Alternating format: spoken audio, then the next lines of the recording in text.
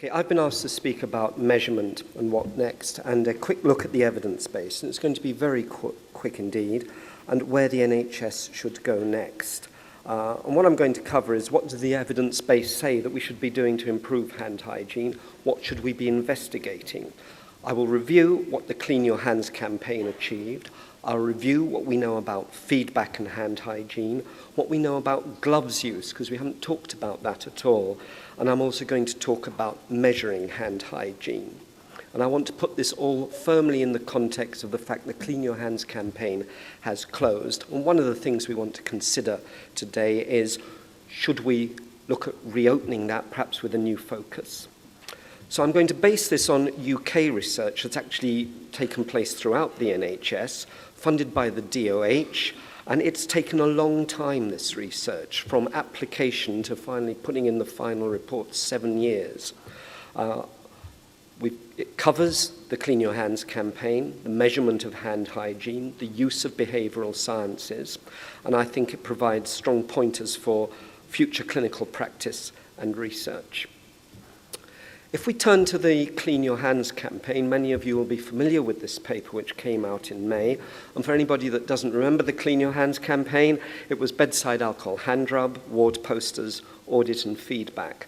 And what we looked at was the impact of the campaign on the procurement of hand hygiene consumables. We reported the trends in rates of selected healthcare-associated infections and determined whether there were any associations between infection and procurement rates. And we had an awful lot of data from an awful lot of hospitals. And this one slide gives you the bottom line, which is that there was a tripling of combined alcohol hand rub and soap use, and the rises were associated with each phase of the campaign. We found strong and independent associations between alcohol hand rub and MRSA bacteremia, and between soap and C. difficile, such that for every extra mil of alcohol hand rub used per patient per day, there was more than a 1% drop in MRSA-B, and each extra mil of soap was associated with a 0.7% drop in C. diff. And even after adjusting for the other national interventions, of which there were many, and other hospital variables, these strong independent associations existed. And what we concluded was that the campaign was associated with increased procurement of consumables in each phase. And although higher procurement, the Health Act, Department of Health visits were all strongly independently associated with reductions in infection, and their relative contributions were unclear, it's quite clear to us that national infection control interventions, including a hand hygiene campaign, can successfully reduce selected infections. And I want you to hold that thought about national infection control interventions being effective, because it is an NHS success and it provides a message, I think, for the rest of the world. But it is in the context of a high-profile political drive. The second part of the research I'll be presenting is the paper that's come out today, the feedback intervention trial. And this is a 3-year stepped wedge trial. For those of you that don't know what a stepped wedge trial, it's simply an ordinary randomized controlled trial, but everybody gets the intervention. But the time at which they get it is randomized. So after a couple of months, a certain number of hospitals came into the trial. Then after another couple of months, 4 more came in, and so on. Until after a year, you'd have everybody in, and then the trial continued for another year. Okay. And the background to this is that actually we don't have any good evidence for what interventions work to improve hand hygiene. Systematic reviews suggest feedback may be best, but these are very poor quality studies. There's an awful lot wrong with them. And the FIT trial was designed to meet the requirements of systematic reviews, which called for long-term, well-designed trials which used behavioural therapy to optimally design the interventions. Because if you really look at the literature, you find that a lot of the stuff that we do is of this nature. It's an interrupted time series. This one is a yearly time series, and it looks at the outcome, which is the chances of a man winning an argument, with an intervention which is closer and closer approximation to the opposite sex. dating, engagement, and then marriage. And I'm not sure what this shows, whether it shows that women emasculate men, or whether men mature during marriage, and therefore, of course, ceasing the women's way. And we haven't got a control group. I mean, what does happen with same-sex couples? Anyway, there you go. Now, the intervention was based on goal setting and control theories, and this conceptualizes behavior as goal-driven feedback control. And I want you to note that it was all about personalized goal setting and action plans attached to the very feedback that we gave. It was delivered to healthcare workers individually and in groups in 20-minute sessions as part of a 4-week audit cycle. And it involved 16 hospitals, 60 wards, the ITU on each ward, and their acute elderly wards, all of which were routinely implementing the Clean Your Hands campaign. So it wasn't as if they were doing nothing beforehand. To summarize the intervention, a healthcare worker would be observed for 20 minutes with immediate feedback afterwards. And if there was an instance of non-compliance, the nurse was helped to formulate a personal action plan. For example, if they didn't clean their hands after touching patient equipment, the action plan was, I will use alcohol hand rub even if I'm only touching the equipment. Now, the observations, the feedback, and the goal and action plans were documented on a specially designed form, and the form was given to the trial coordinators. And the number of forms per month was used as a measure of fidelity to intervention, so we knew exactly what was going on. Complicated statistical analysis, but what I want you to look at is that the primary outcome was directly observed compliance, and the results were as the estimated odds ratios for compliance. And you can think about odds ratios very simply as the relative probability that in any one hand hygiene moment, hand hygiene would actually take place. We looked at the secondary outcome as soap and alcohol procurement, and we took into account fidelity to intervention and the type of ward. Okay? And on one slide, these were the results. Although we'd done exhaustive piloting for about 18 months, we found that even though it had worked very well in the pilots, implementation was more difficult and delayed than expected. About 2/3 of the ITUs and half the acute care of the elderly wards actually implemented the intervention. So that's the first finding. Nonetheless, on an intention to treat analysis, the odds ratio, the relative probability of compliance on the ITU, rose to 1.44. Now that's equivalent to a 44% increase in the probability of hand hygiene. If you looked at the per protocol analysis, which is it looked at the performance on the implementing wards, this was much greater. The relative probability of hand hygiene doubled on the ITUs, and it rose by about 2/3 on the ACE wards. What this comes down to, the pointer is not working here, never mind, is this equates to an absolute increase of 10 to 13% on the ACE wards and between 13 and 18% on the ITU. And the secondary outcome, both analyses, intention to treat and per protocol, showed a 30% rise in soap usage on the ITUs. And there was a very strong fidelity to intervention effect for both compliance and for soap uptake per completed form. And this is what the results look like. The green lines is the implementing wards, and the black line is when wards are not implementing. And although hand hygiene decreased over the course of the study overall due to generic trends, these odds ratios in ITUs and in ACE wards increased to those absolute increases in hand hygiene compliance that I referred to, and remain constant throughout the study. So it has a sustained effect. And even better than that is the finding, which I've circled in red here, that the more a ward did the intervention, the stronger its effect. So the odds ratio, the relative probability, rises the more and more that they're doing with it. What we concluded was that although audit and feedback has long been accepted as a widespread tool for hand hygiene improvement, this study puts its use on a firmer footing than previous non-randomized studies. The intervention produces a moderate but significant and sustained improvement with a strong fidelity to intervention effect.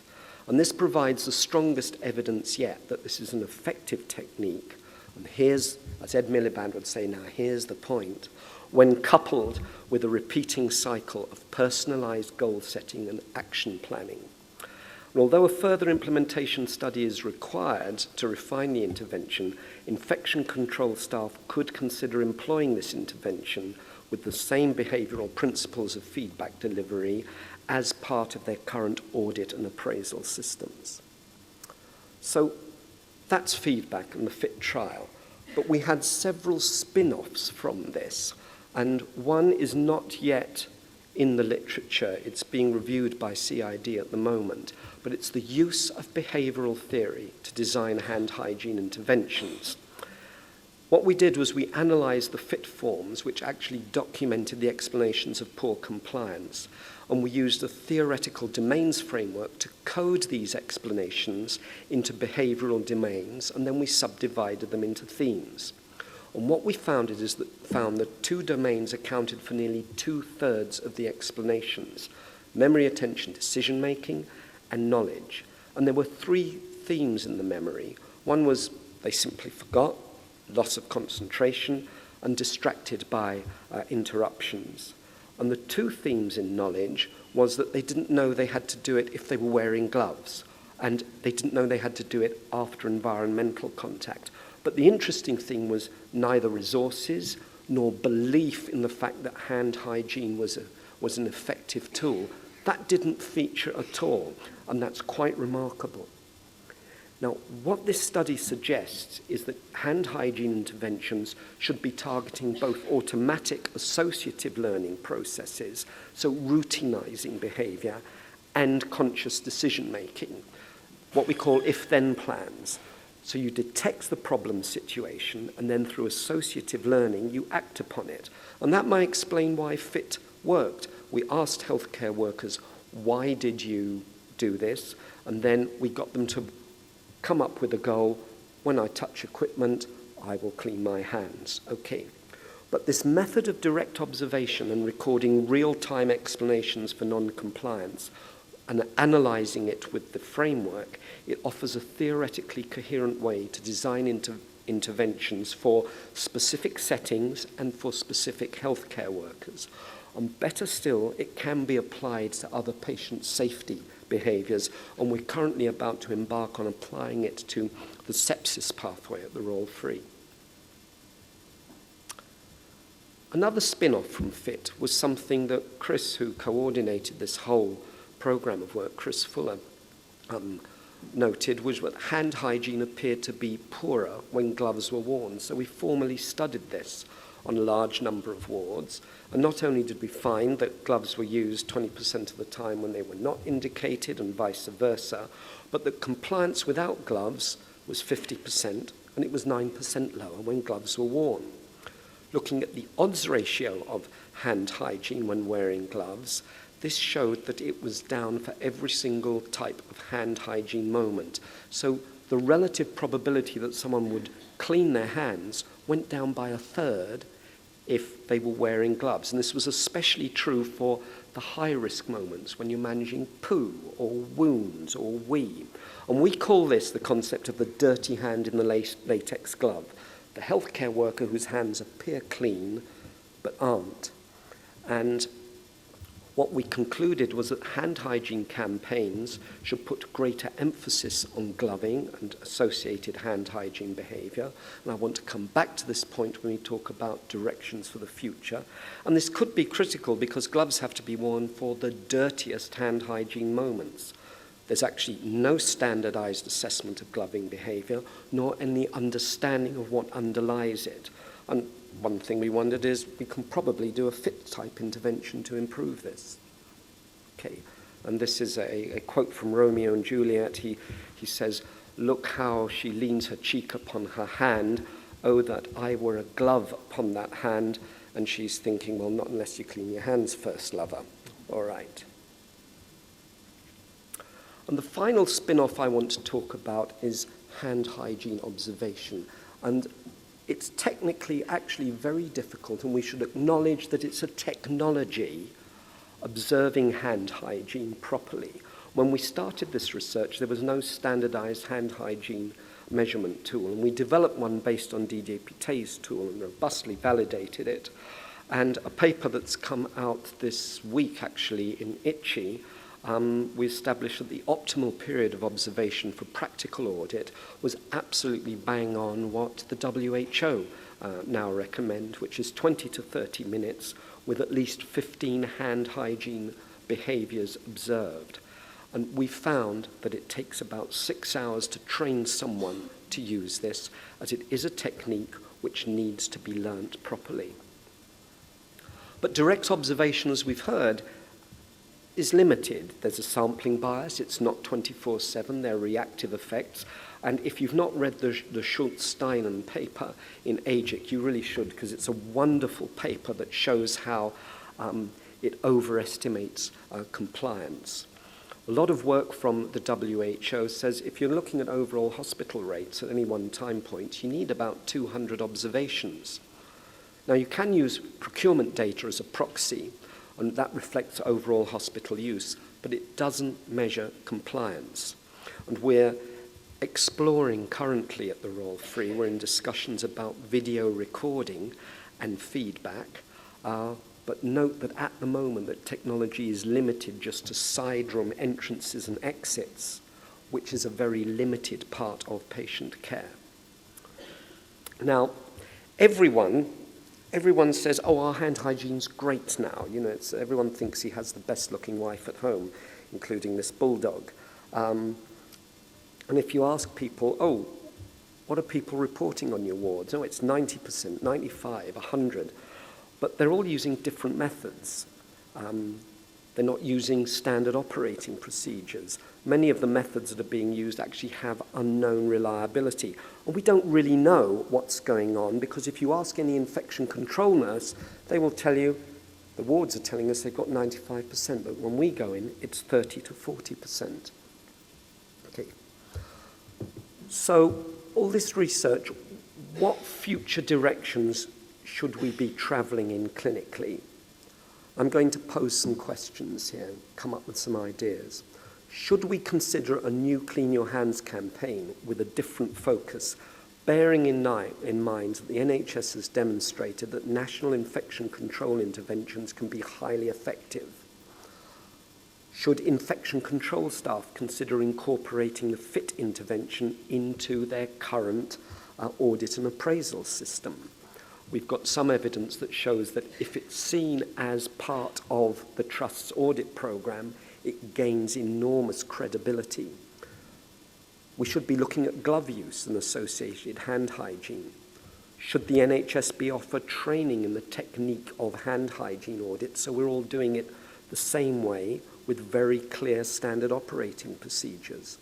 Should we be benchmarking? Should there be external annual assessments of hospital compliance? And NICE has actually suggested that procurement data should be collected. Future directions for research. Feedback intervention. There need to be implementation studies and a variety of studies. We've already looked at the facilitators and barriers, and we can refine this method. I've referred already to how we could improve our assessment of gloving behaviour and how we might develop interventions to improve it.